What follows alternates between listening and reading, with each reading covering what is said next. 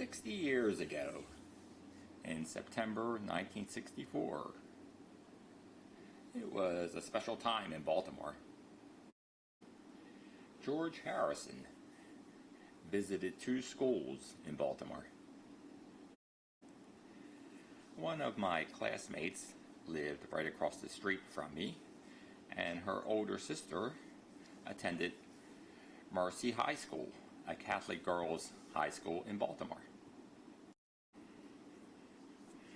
So, my classmate and I were chatting about the Beatles' visit to Baltimore, and her sister walked past us and said, "One of the Beatles was at my school today." And our response to her comment was, "Sure." But she continued. She said the principal of the school walked into the back of one of her classes with a group of guys, and of course the girls were turning around to see who it was. And she said it was one of the Beatles. But the story was confirmed the next day, September 14th, in one of the Baltimore newspapers. George's school visit took place the day after the Beatles' performance in Baltimore on September 13th, 1964. And I was one of the lucky kids who got to see one of their concerts that day. I was 12 years old. It was my first concert, and it was quite an experience. And the only reason I got to go to the show is that one of my sister's friends had a family emergency. So my sister came to me and said, "Hey, we got an extra ticket for the Beatles concert on Sunday. Want to go?" And I said, "Sure." And so I got to use the extra ticket. It was a day I still haven't forgotten, even 60 years later. Since I am a pack rat, I still have a 60-year-old newspaper from that time. That means we can look back and have an accurate description of what went on at that time. At last, Sunday arrives, and me and my sister and her girlfriend were ready for our big adventure. Since we were sort of good Catholic kids, we all went to church in the morning. Then my sister and I went to our grandparents to have pasta. That was our Sunday routine. And my grandfather gave us each $3.75 to pay for our ticket. That money went right to my sister's other girlfriend. It was that girl who spent the night outside the box office months earlier to get the tickets. And we were on our way. Our first stop, a movie theater in downtown Baltimore. And amazingly, about 20 years ago or so, when I went back home to visit my mom, I found the original newspaper clipping from that day for the movie theater. After seeing the film, we walked a few blocks down further to the new Holiday Inn in Baltimore. It seems everyone in Baltimore knew that's where the Beatles would be staying. The hotel was brand new. It had a revolving restaurant on the top and was located just across the street from the Civic Center where the Beatles would be performing. So we were out there with the other fans across the street behind the police barricades, and it started to rain. So spontaneously we decided we didn't want to stand in the rain. we decided to cross the street and go sit inside the hotel. So off we go to cross the street. Two 14-year-old girls and a 12-year-old boy with police on every corner. No one bothers to stop us or even say, "Where do you kids think you're going?" So we walk right up the driveway to the front doors of the Holiday Inn. As we reach the front doors, a taxi pulls up and two old people get out. And we simply get behind them and follow them right into the lobby of the hotel. So while the other kids are stuck outside the hotel, we get inside. My sister spots the elevators on the other side of the lobby. And she says to me, "Quick, head for the elevators." When we reach the other side, we see that the restrooms are there as well. So she tells me, "Quick, go in the restroom, but leave the door cracked open so you can hear me." Then I hear my sister say, "When the elevator doors open, quick, come out and hop in the elevator." So the elevator doors open, and the three of us quickly hop in and press the buttons to go to an upper floor. Once we exit on an upper floor, we run into some girls who have been in the hotel for a while. They tell us the Beatles are staying on the 10th floor. They say they tried to get up there a couple of times, but each floor has a glass window in the door. And they can see there's a policeman standing just on the other side of the window. When they see the policeman start to turn around, they quickly run back down the stairs. But they're going to try it again, now with us along for the adventure. So we all head up the stairs to the 10th floor.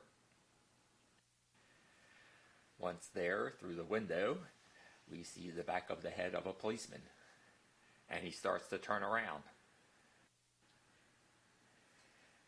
We quickly turn around and run down the stairs and get off on the 9th floor. Of course, being kids, we're excited and we're noisy.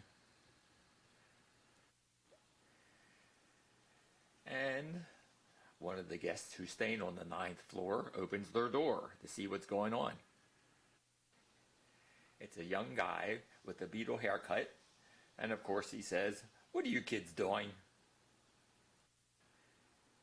We tell him we were just up the 10th floor and we think the police saw us, so we had to quick run away. And he says to us, "Well, if you want, you can hide in my room." So we did. He tells us he was hired for the day to be Ringo's double. His room faces the front street of the Holiday Inn where all the kids are gathered outside. He tells us his job for the day is to go to the window and wave at the kids down in the street. So he does this with us right there with him. And all the kids start to scream. And of course we think this is very funny. And he does this a couple more times while we're standing there with him. And then he tells us the Beatles are having a party in the revolving restaurant on top of the hotel that night, and he's invited. He notices I have my camera with me, and he says, "Darn, I didn't think to bring a camera." But he mentions, "I'm sure there'll be people there with cameras, so maybe I can get a photo of me with the guys." The reality of the situation is The Beatles aren't even in the Holiday Inn at this point. They're over in the Civic Center holding a press conference. Not much time goes by, and we again hear the girls out in front of the hotel start to scream. So we look out the window, and we see a limousine driving up and back of the Civic Center coming toward the hotel. So we quickly exit the guy's room. We all quickly head down to the elevators and press all the buttons, hoping to get the elevator to stop here on the 9th floor. We figure the Beatles are on their way back to the hotel after finishing their afternoon show.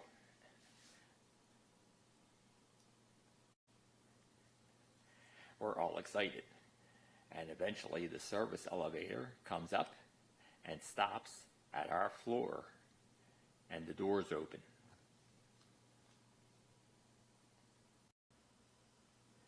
Inside the elevator, it's not the Beatles, but one of the maids from the Holiday Inn. Of course, she said, "What are you kids doing?" And we say, "We're trying to see the Beatles." And she says, "Oh, those Beatles. I just came from cleaning out their rooms." In front of her was a cart filled with dishes and remnants of food and other things. And we all pounced on that cart, grabbed whatever we could as a souvenir. I got a spoon with some dried coffee on it. I don't remember what my sister got, but her girlfriend got a partially eaten ham sandwich. The next day, a reporter who had interviewed the Beatles said Paul McCartney was eating a ham sandwich while they were being interviewed. Then we all scampered away with our treasure. And by this time, I think the three of us realized we were hungry. So we went downstairs to the coffee shop at Holiday Inn and got something to eat before we headed across the street to see the Beatles in concert. Once we got inside the Baltimore Civic Center, you could feel the air was charged with excitement. In the lobby, you could buy souvenirs. So for my $2, I could get 2 glossy 8x10 photos of the Beatles, or a rather unattractive looking souvenir program. I bought the photos. Our seats were on the main floor, a little more than halfway back, but in a raised up section so we could see the stage, and almost directly under the PA system. We had a clear view of the stage, and we could hear all the songs the Beatles sang and everything they said. The next day, an adult had a review in the newspaper. He provided details of what was going on in the Civic Center on Sunday night. He mentions the 4 opening acts. First up was the Bill Blacks combo. Next were the Exciters singing their big hit,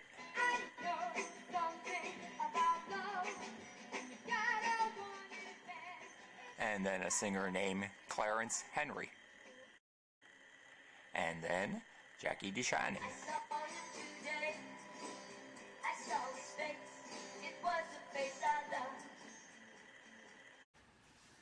Then finally, the Beatles came out onto the stage. And there's actually some footage of that on YouTube. I'll see if I can find it and show it to you. Here they come.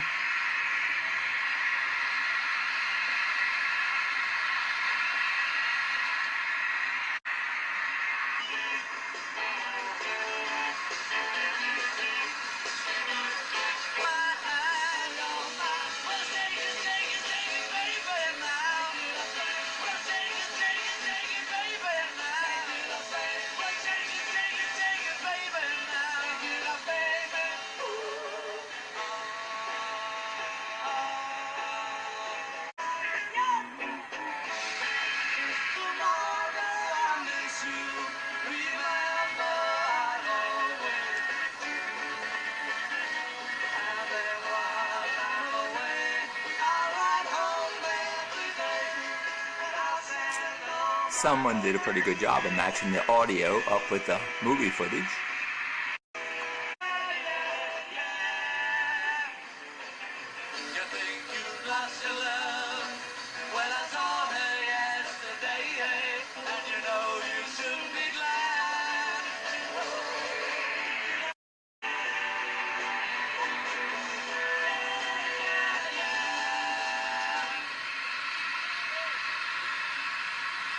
I'd like to carry on with a newer song.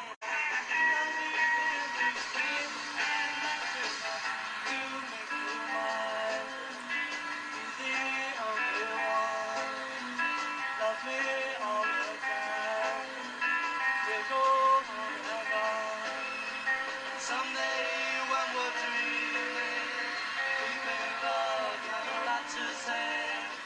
We will realize the truth of I may not have a lot to do, what I got to do. And I never do much for money, money, money, love, money, love. Don't often get much of a chance to Ringo sings a crowd favorite. I've been told to avoid the deal. Take a trip around the world. Talk to us, talk to us, hey, talk to us, talk to us, talk to us, talk to us, yeah. My girl says that I took a live. Got the girl doing this, talk to us, hey, talk to us.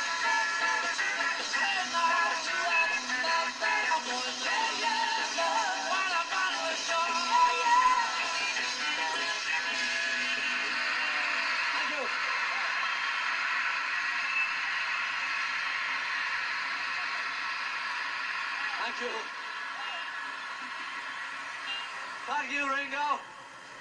The next, we're now going to sing our latest single, record, and it's also the title song from the film we just made.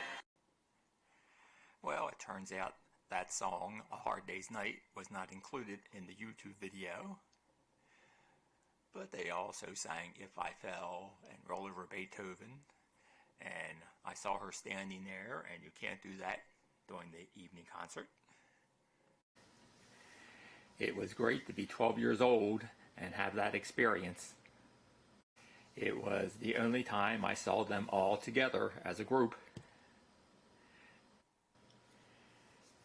Certainly gave me a great memory.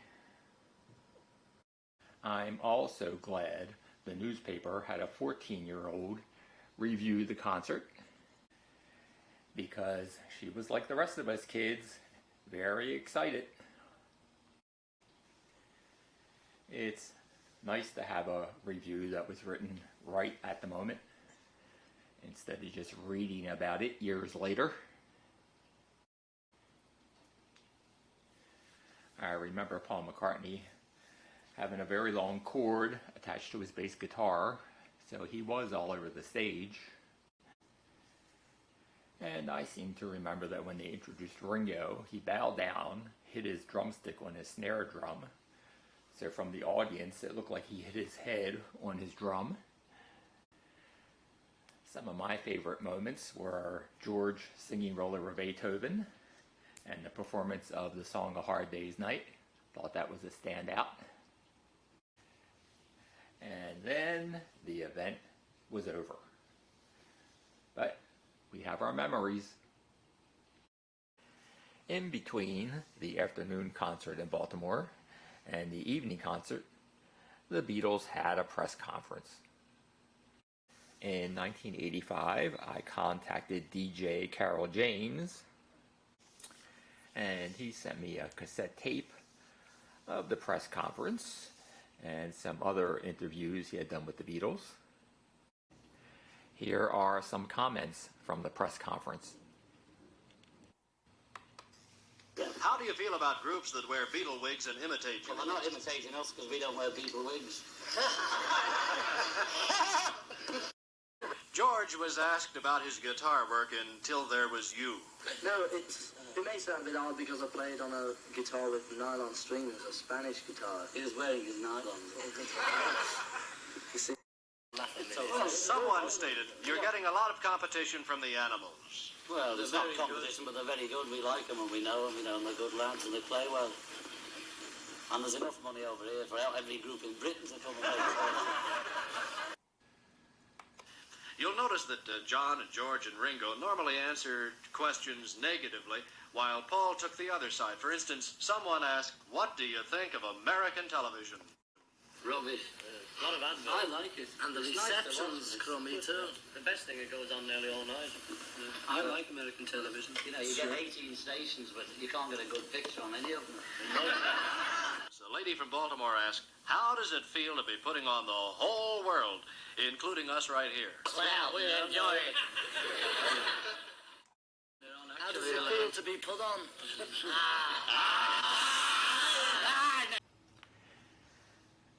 Seems it wasn't just us kids who got excited that day. A police dog did too. There was another dog story in the newspaper that day about a dog that defected from East Germany to West Germany. And another small item that mentions the Beatles. And there were other celebrities in Baltimore that day. Bob Hope, Fess Parker, Lloyd Thaxton. And while we were running around inside the Holiday Inn, apparently it was raining hard enough that it canceled Baltimore's big patriotic parade. But that didn't stop Bob Hope from making some funny comments. And Mr. Hope had a reunion with Dorothy Lamour, his co-star in many of his films. I'm amused by a story from a reporter who tried to get into the elevator of the Holiday Inn and was stopped by the police. So this adventure led me to check out a lot of other concerts during the 60s.